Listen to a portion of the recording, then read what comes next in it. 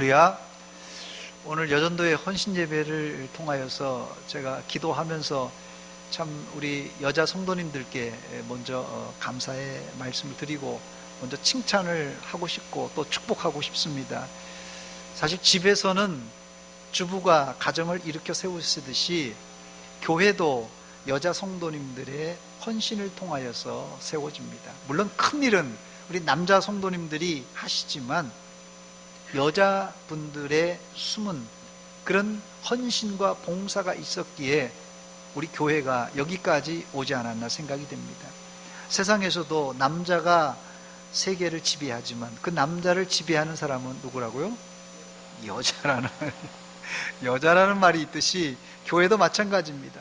지난 1년 우리 교회 47년 역사 가운데 헌신하고 충성하고 뒤에서 기도로 협조해 주신 분들은 여자 성도님들입니다.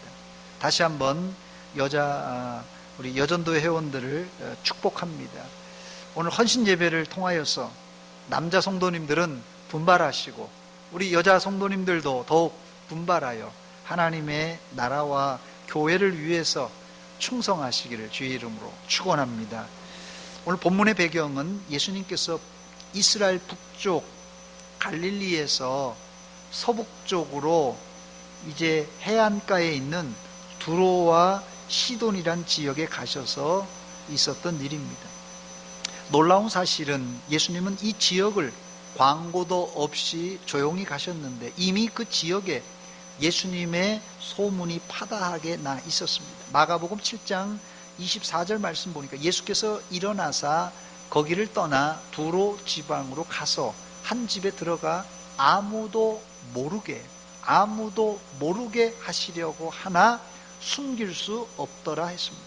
사실 이 두로 지역은 이스라엘을 넘어선 이방 땅입니다. 그런데 당시 예수님의 소문은 이스라엘을 넘어 이방 땅 두로와 시돈까지도 퍼져 있었습니다. 그러니 예수님이 조용히 두로에 가셨지만 조용할 수가 없었습니다.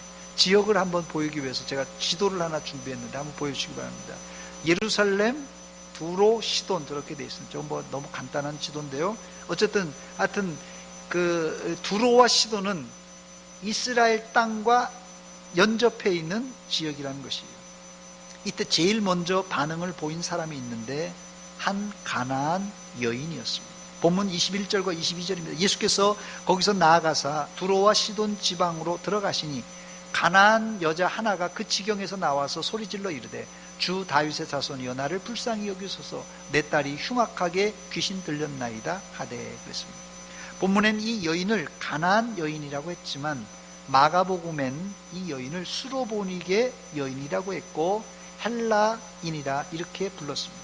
마가복음 7장 26절입니다. 그 여자는 헬라인이요 수로보니게 족속이라 자기 딸에게서 귀신 쫓아내 주시기를 간구하거늘 했어요.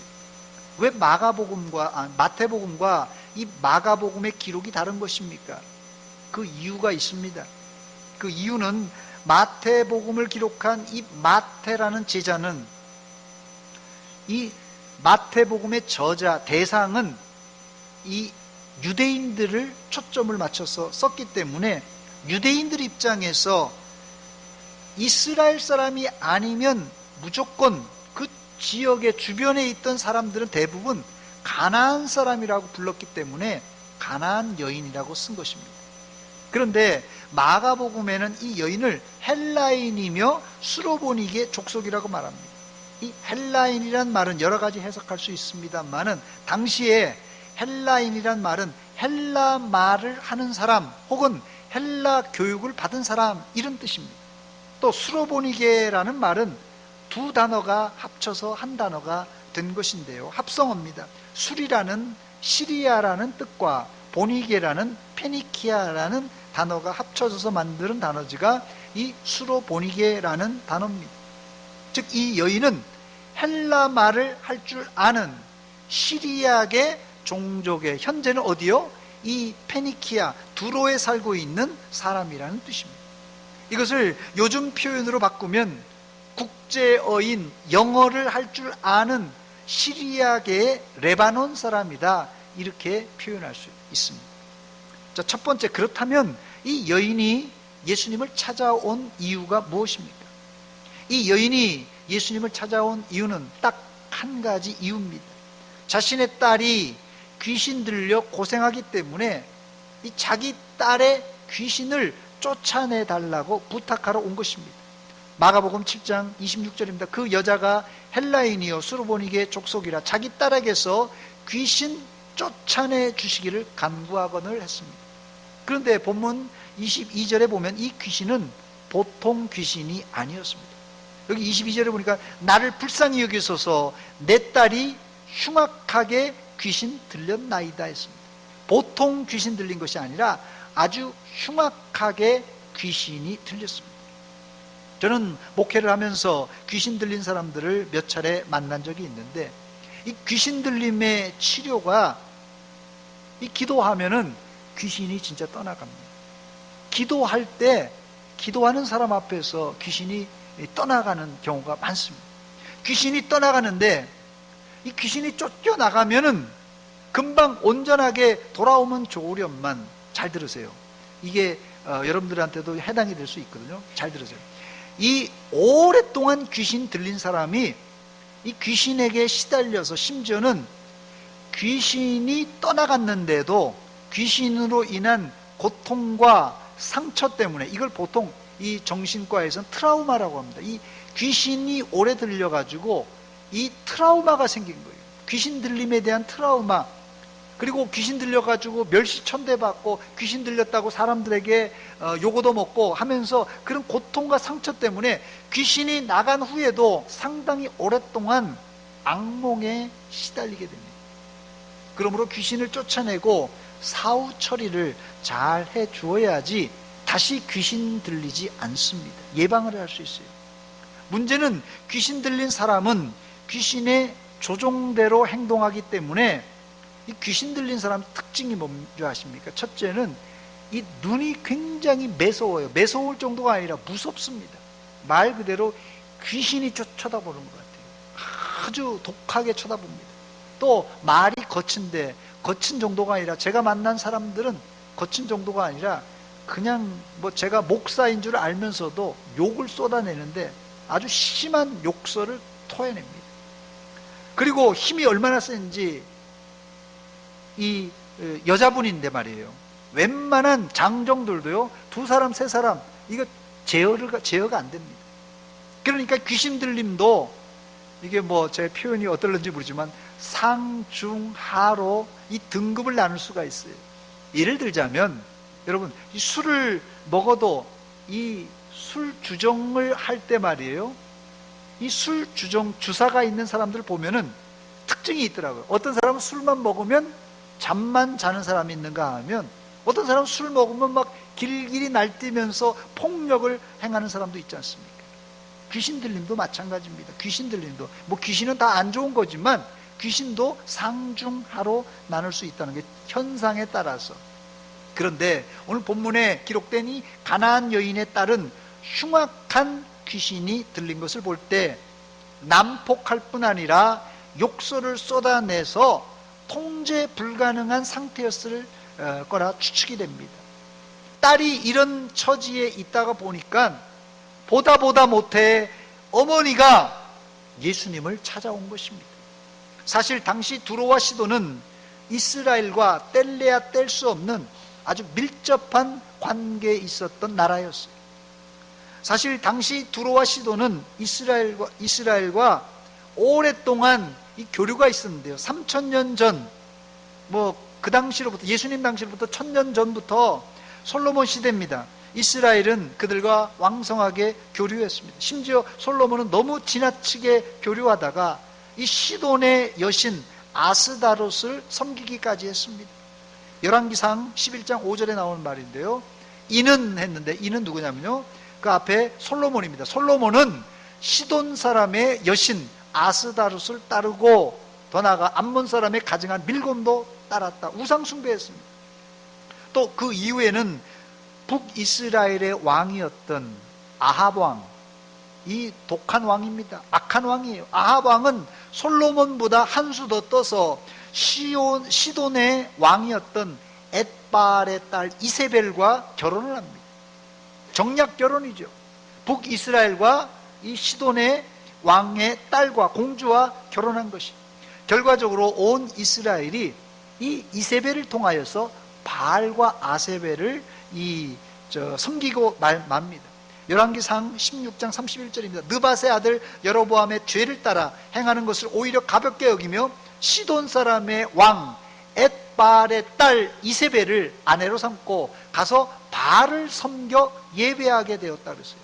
그래서 북쪽 이스라엘이 온통 바알 신당을 세워놓고 이 바알을 전적으로 아예 선포하고 바알을 섬기게 되었습니다.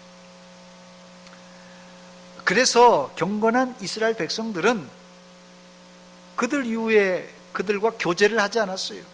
왕래도 하지 않았어요. 우상 숭배하는 사람과 교류하지 않았다는 거예요.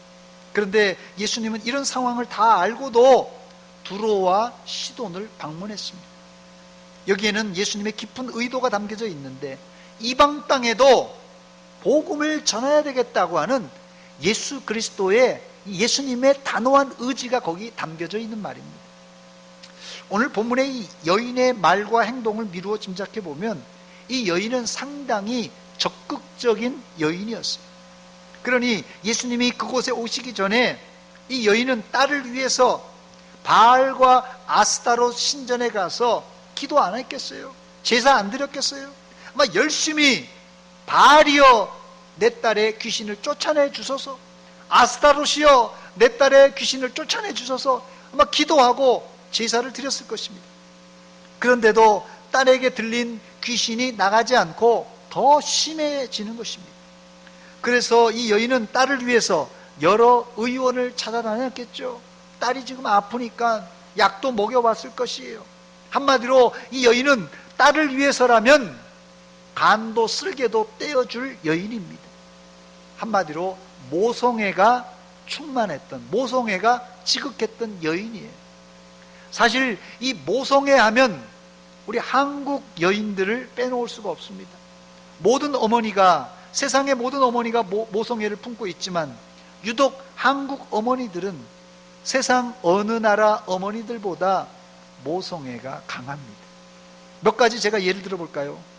자식을 위해 허리띠를 졸라매고 자식 잘 되라고 못 먹고 못 입어도 자식 공부하는 어머니들이 한국 어머니들이에요. 아버지들도 마찬가지입니다만, 특히 생선을 먹을 때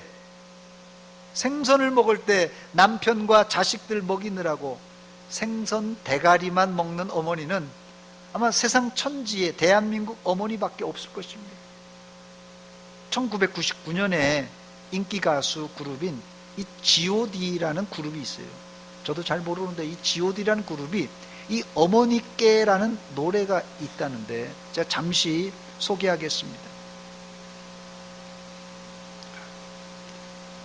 한번 붙여주시기 바랍니다.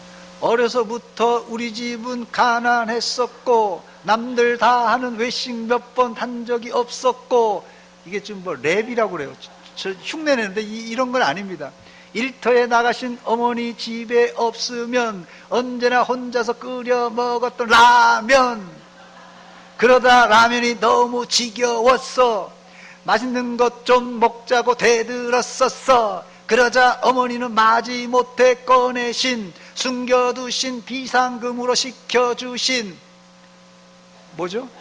짜장면 하나가 너무나 행복했었어. 하지만 어머니는 왠지 드시질 않았어. 어머니는 짜장면을 싫다고 하셨어. 어머니는 짜장면을 싫다고 하셨어.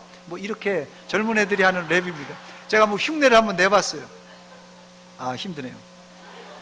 리듬을 못 하겠더라고요, 랩이. 요새는 애들이. 아마 이 자리에 계신 어머니들의 마음이 다 이런 마음이라 생각이 됩니다. 오늘 본문의 수로보니게 여인도 한국 어머니 못지않게 모성애가 들끓었던 여인이었습니다. 그래서 이것저것 다 해보다가 더 이상 할 것이 없어서 있는 중에 예수님이 오신다는 소문, 우리 동네는 예수님이 오시지 않을까 그랬는데 마침 자기 동네에 예수님이 오신다는 소문을 듣고 이게 웬일인가 하고 바로 예수님의 소문을 듣고 아마 보선발로 달려왔을 것이에요. 그리고는 외칩니다. 본문 22절입니다. 소리 질러, 이 여자가 아주 그냥 적극적인 여인 같아요. 모성애로 소리 질러 이르되 다윗의 자손이여 나를 불쌍히 여기소서. 내 딸이 흉악하게 귀신 들렸나이다. 이게 어머니의 모성애입니다. 자식을 위해서라면 내가 뭔들 못하겠느냐. 창피한 걸 무릅쓰고 소리 질러서 예수님을 불렀어요. 두 번째, 그런데 문제가 발생했어요. 예수님은 한 말씀도 대답하지 않았습니다. 예수님은 아무 대답을 하지 않았어요. 그렇게 불렀으면 뭐라도 대답을 해야 될 거 아니에요. 본문 23절입니다. 예수는 한 말씀도 대답하지 아니하시니 심지어 제자들이 와서 청하여 말하되 그 여자가 우리 뒤에서 소리를 지르오니 그를 보내서서 어떻게 한마디라도 해주시고 좀 보내달라는 그런 얘기입니다. 예수님이 너무 인정머리 없이 냉정하게 대꾸도 안 하니까 곁에 있는 제자들이 안절부절해서 예수님 좀 뭐라도 좀 해보세요. 무슨 말이라도 좀 해보세요. 이렇게 부탁하는 것입니다. 사실 우리가 예수 믿으면서도 가장 힘든 부분이 이 부분입니다. 성경에 구하라 그리하면 주실 것이요, 찾으라 그러면 찾게 될 것이다, 두드리라 그러면 열릴 것이라, 이렇게 성경에 분명히 기록되어 있는데 구해도 찾아도 두드려도 문제가 해결되지 않는 경우가 종종 있다는 것이에요. 한번 구해서 안 들어주면 그럴 수도 있겠지 생각할 수 있지만 간절히 기도했는데, 아니 1년을 기도했는데 10년을 기도했는데도, 심지어 평생 기도했는데도 안 들어주실 때 그것을 우리가 어떻게 받아들일 수 있겠습니까? 하나님이 약속을 위반한 겁니까? 구하면 주신다고 그랬는데 안 들어주는 건 약속 위반 아닙니까? 그래서 의심까지 하게 됩니다. 실망하게 됩니다. 그런데 여러분, 예수님의 침묵엔 특별한 뜻이 있습니다. 예수님께서 침묵하실 때는 특별한 뜻이 있다는 것을 꼭 기억하시기 바랍니다. 기도 응답에는 아무리 많은 기도라도 세 가지 카테고리 안에 다 들어가 있습니다. 첫째는 yes, 그냥 즉시 응답해 주는 거 yes. 두 번째는 no, 안 된다, 그건 안 된다. 세 번째 기도 제목이 뭐냐면 응답이 wait, 기다려라, 기다려라. 그런데 우리가 기도해서 사실 가타부타 예스냐 노냐 이러면 간단한데, 기다려라, 웨이트하라, 이게 언제까지 얼마나 기다려야 되느냐, 이게 문제예요. 여인은 이제까지도 기다렸고 기다렸어요. 심지어 예수님께 자신의 딸 문제를 가지고 간구했는데 그 응답은 너무 가혹했어요. 본문 24절입니다. 예수께서 대답하여 이르시되 나는 이스라엘 집에 잃어버린 양 외에는 다른 데로 보내심을 받지 아니하였노라. 완전히 대못을 박는 냉정한 소리입니다. 이 대답은 여인의 비위를 상하게 할 만큼 아주 치욕적인 이야기입니다. 아마 이 자리에 아무리 예수님이지만 이런 이야기를 예수님으로부터 듣는다면 화를 내고 돌아설 사람들이 많을 겁니다. 바로 여기까지가 모성애를 가진 어머니로서 할 수 있는 부분이에요. 이것이 모성애의 한계입니다. 사실 예수님의 말은 요즘 시대에 이렇게 했다가는 인종차별이라고 고소당할 것입니다. 특히 마태복음은 유대인 중심으로 쓰여졌기 때문에 이런 측면이 강합니다. 세 번째, 이때 돋보이는 것이 뭡니까? 여인의 믿음입니다. 여인의 믿음. 이 믿음이 오늘 제가 헌신 예배를 드리는 우리 여전도 회원들에게 드리고 싶은 말씀인데, 교회 봉사를 모성애적인 행동으로 할 수 있어요. 식당 봉사를 집에서 밥하듯이 할 수 있습니다. 그러나 이 모성애는 한계가 있습니다. 이 여인의 믿음은 모성애를 뛰어넘어 절대자를 향한 차원이 다른 영적인 고백으로 예수님의 칭찬을 받기에 충분했습니다. 24절에 예수님은 냉정하게 나는 이스라엘 백성들을 위해서 왔지 이방 백성들을 위해서 오지 않았다, 냉정하게 말했습니다. 이 정도면 아이고 더럽고 안 입고 메시고 와서 그냥 팽 하고 돌아설 것 같은데, 이 여인은 모성애를 넘어 믿음의 고백으로 예수님께 다시 간구합니다. 그게 본문 25절입니다. 여자가 와서 예수께 절하며 이르되 주여 저를 도우소서. 그런 냉정한 예수님께 자존심도 안 상했는지 여인은 엎드려 절했다고 그랬어요. 그러면서 내 딸을 도와달라 재차 간청합니다. 저를 한번 따라서 하시기 바랍니다. 삐지지 말자. 아마 보통 사람 같으면 행 하고 돌아섰을 거예요. 삐쳤을 거예요. 여러분들 모성애도 좋고 열심도 좋은데 제발 좀 삐치지 마시기 바랍니다. 그런데 여자들만 삐치는 게 아니라 남자들도 삐치더라고요. 여자가 삐치면 그런 대로 이해가 되는데 남자가 삐치면 정말 꼴불견입니다. 저를 한번 따라서 하시기 바랍니다. 삐치지 맙시다. 옆 사람에게도 말해 주시기 바랍니다. 삐치지 맙시다. 안 삐치게 생겼죠? 가나안 여인이 이 정도 말했으면 예수님도 야 그래 내가 독한 얘기했는데 그 무릎 꿇고 엎드려서 절하고 또 재차 간청했으니 이 정도 들었으면 예수님도 순순히 그래 고쳐줄게 뭐 이렇게 얘기할 만한데, 이번에는 더 냉정하게 아주 정내미가 뚝뚝 떨어지게 말씀하십니다. 본문 26절입니다. 대답하여 이르시되 자녀의 떡을 취하여 개들에게 던짐이 마땅하지 아니하리라 그랬어요. 이 정도 이야기할 정도면 뭐 딸 치려고 뭐고 싸우자는 이야기입니다. 여러분, 인종차별 정도가 아니라 사람을 개에 비유하며 이 요청을 거절하는 거예요. 우리나라도 이 개는 욕설에 꼭 들어가는 동물인데 이스라엘도 돼지와 개는 부정한 동물로 욕에 속합니다. 이때 가나안 여인은 모성애를 뛰어넘어 예수님께 믿음의 고백을 드리게 됩니다. 본문 27절입니다. 주여 올소이다마는 개들도 제 주인의 상에서 떨어지는 부스러기를 먹나이다. 주여 올소이다. 주여 올소이다.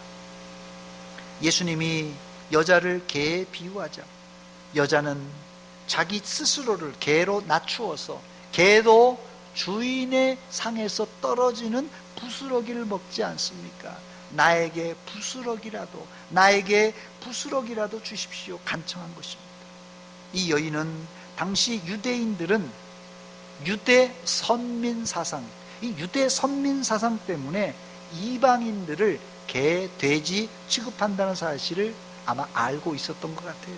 그렇기 때문에 딸을 위해서 유대 문화를 인정하고 예수님을 끝까지 신뢰하며 개들이 먹는 부스러기 떡, 즉 부스러기 은혜라도 받으려고 했던 것이, 그냥 뭐 개라고 한 것을 갖다가 그냥 뭐 자존심 상하고 그런 의미가 아닙니다. 이게 문화적인 차이예요. 그래서 이방인들을 당연히 이 개라고 혹은 돼지라고 개돼지를 취급했거든요. 그 문화를 알았던 것이에요. 그러니까 그걸 이해하고 알겠습니다. 당신 유대인들이 이방인들을 다 개, 돼지로 취급하는데 저 개입니다. 그렇지만 개도 주인의 상에서 떨어지는 부스러기 먹지 않습니까? 그 부스러기 주세요. 부스러기 은혜라도 주세요 합니다. 그런데 여러분, 사실 은혜는 부스러기가 없습니다. 부스러기가 없어요. 부스러기도 귀한 것입니다. 사실 여인이 이렇게 말할 수 있었던 것은 여인은 예수님이 누구이시고 자신의 딸에게 붙어있는 귀신을 충분히 쫓아낼 수 있는 분이라는 확신이 있었기 때문에 이런 믿음의 고백을 할 수 있었던 것입니다. 바로 이렇게 말하는 것이 중요한데, 마가복음 7장 29절에 보니까 예수께서 이르시되 이 말을 하였으니 돌아가라, 귀신이 내 딸에게서 나갔느니라 그랬습니다. 이 말을 하였으니 뭡니까? 저는 개입니다. 그러나 개도 주인의 상에서 떨어지는 부스러기 먹지 않습니까? 예수님 말씀 지당합니다. 예수님 말씀이 옳소이다, 이렇게 얘기했던 것이죠. 한 사람의 말은 그 사람의 믿음이 어떤가를 좌우하는 것이에요. 말 한마디 들어보면 이 사람이 어떤 믿음의 상태인가 알 수 있다는 것이죠. 즉 믿음의 사람은 믿음의 말을 하고, 불신의 사람은 늘 불평 불만을 달고 사는 법입니다. 저를 한번 따라서 하시기 바랍니다. 믿음의 말만 합시다. 여인의 말에 예수님은 어떻게 반응합니까? 본문 28절입니다. 이에 예수께서 대답하여 이르시되 여자여, 내 믿음이 크도다, 내 소원대로 될지라 그랬습니다. 그때로부터 그의 딸이 나았습니다. 사복음서에 이 믿음이란 단어를 제가 찾아보니까 총 36번 나옵니다. 사복음서에 마태, 마가, 누가, 요한 복음에 믿음이란 단어가 36번 나와요. 그런데 이 36번 중에 긍정적으로, 즉 믿음이 좋다라는 방향으로 쓰여진 부분이 어떠냐면요, 맹인을 고칠 때, 또 혈류병 여인을 고칠 때, 또 중풍병자의 친구들이 중풍병자를 메고 왔을 때 내 믿음대로 될지라 하면서 그 믿음을 칭찬하며 병을 고쳐줬는데요. 오늘 본문의 가나안 여인과 백부장, 특별히 오늘 이 본문의 가나안 여인과 이 백부장은 그냥 내 믿음이 좋구나 고쳐줄게가 아니라 뭐라 그러냐면 네 믿음이 크도다 그랬어요. 그냥 믿음을 보시고 고쳐줄 정도가 아니라 믿음이 크도다 이렇게 고백하고, 혹은 이스라엘 중에 이만한 믿음을 보지 못하더라, 이 믿음의 최고의 칭찬을 이 복음서에 두 사람 하는데, 하나는 백부장이고 하나는 이 가나안 여인입니다. 둘 다 이방인에게 이런 칭찬을 해줍니다. 그런데 반대로 복음서에 믿음이란 단어가 부정적으로 쓰인 거예요. 누구한테 쓰인 줄 아세요? 이 제자들에게 집중적으로 씁니다. 거의 다 믿음 없는 제자들을 책망하면서 이렇게 말합니다. 내가 내일 아궁이에 던져지는 들풀도 하나님이 이렇게 입히시거든, 하물며 너희일까 보냐. 제자들에게 말하요. 믿음이 작은 자들아. 그랬어요. 또 마태복음 8장 26절에는 어찌하여 무서워하느냐, 믿음이 작은 자들아 하시고, 곧 일어나 바람과 바다를 꾸짖으시니 아주 잔잔하게 되었다 말하고 있어요. 제자들은 먹고 사는 것 앞에서 풍랑이는 바다 위에서 믿음 없는 것이 아주 예수님께 적나라하게 드러나고 말았습니다. 사실 이 여인도 예수님으로부터 개라는 경멸스러운 이야기를 들었지만 그는 믿음이 흔들리지 않고 예수님에게 대한 확신이 흔들리지 않고 모성애를 뛰어넘는 믿음의 고백으로 바로 응답을 받을 수 있었던 것입니다. 여러분, 믿음은 거창한 것이 아닙니다. 믿음은 거창한 것이 아니라 믿음은 뭐냐면요, 예수님 앞에 내 자존심을 내놓는 것입니다. 자존심 내놓는 거예요. 내 자존심 밟아도 상관없습니다. 자존심 내놓는 거예요. 믿음은 다른 게 아닙니다. 엄청난 것이 아니라 믿음은 끝까지 응답받을 때까지 매달리는 것입니다. 여러분, 믿음은 다른 것이 아니라 응답 전에 장애물이 여러 군데 있을지라도 그 장애물을 뛰어넘는 힘이 바로 그걸 믿음이라고 하는 것입니다. 제일 첫 번째 장애물이 뭐였습니까? 이 여자는 여자라는 장애물이에요. 지금 시대는 여자들이 남성 상위 시대인데요, 당시 2000년 전에는 여자들은 이 종족수에도 들지 못했습니다. 그러니까 여자라는 것이 큰 장애물이었고요. 둘째는 인종적인 장애, 이방인이라는 인종적인 장애가 있었고, 셋째는 나라가 다르고 지역이 다른데 오는 문화적, 종교적 장애물이 많았습니다. 그러나 믿음은 이런 장애물을 뛰어넘는 영적인 힘입니다. 여러분들도 응답받는 믿음, 칭찬받는 믿음의 소유자가 되려면 자존심을 내려놓고 신앙생활 하시기 바랍니다.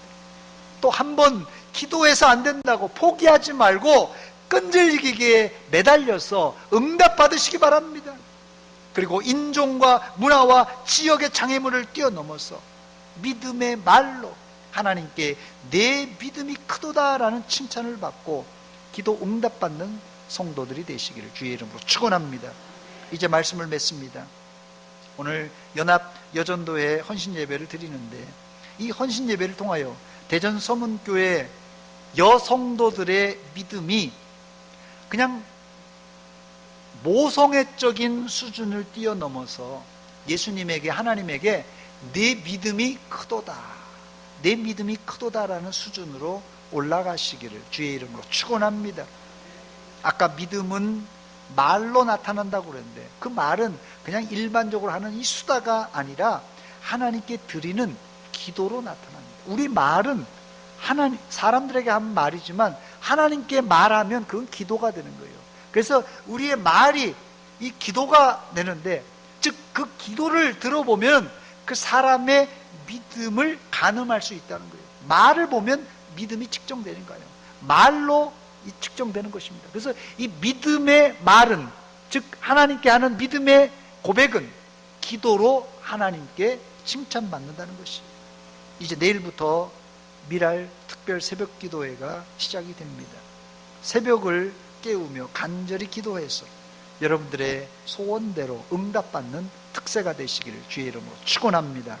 저를 한번 따라서 하시기 바랍니다. 내일 새벽에 봅시다. 옆 사람에게 말해주시기 바랍니다. 내일 새벽에 봅시다. 예, 한번 기도하겠습니다. 하나님 아버지, 은혜와 사랑 감사드립니다. 우리가 무엇이 간데 주님 사랑해 주시고 여기까지 인도하여 주신 은혜 또 감사합니다. 우리 대전 서문교회 47년 역사 가운데 이름 없이 빛도 없이 뒤에서 헌신하고 충성하고 눈물로 기도했던 우리 여자 성도님들의 그 간구와 기도가 있었기에 여기 대전 서문교회가 서 있는 줄 믿습니다. 하나님 아버지, 앞으로도 우리 여자 성도님들이 더 분발해서 하나님의 교회가 더 굳건히 세워지게 하여 주시옵소서. 이제 우리의 신앙이 단순한 육체적인 혹은 모성애적인 신앙에서 넘어서 뛰어넘어 장애를 뛰어넘는 내 믿음이 크도다 하는 칭찬받는 신앙들이 다 되게 하여 주시옵소서. 오늘 헌신 예배를 통하여서 우리 온 교회가 한마음 한뜻으로 헌신하고 또한 기도하는데 전념하여서 응답받는 성도들 다 되게 하여 주시옵소서. 예수님의 이름으로 기도하옵나이다. 아멘.